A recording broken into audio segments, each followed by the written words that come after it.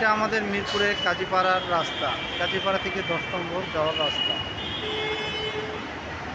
একটু বৃষ্টি হইলে রাস্তা এভাবে ডুবে যায়।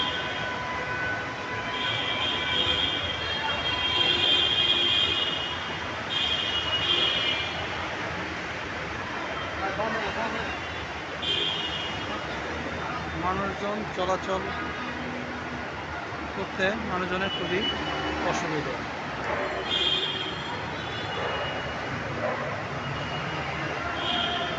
এটা কাজীপাড়া মেট্রো স্টেশন। মেট্রো স্টেশনের নিচে এই অবস্থা। 10 নম্বরের দিকে আরও বেশি, 10 নম্বর পর্যন্ত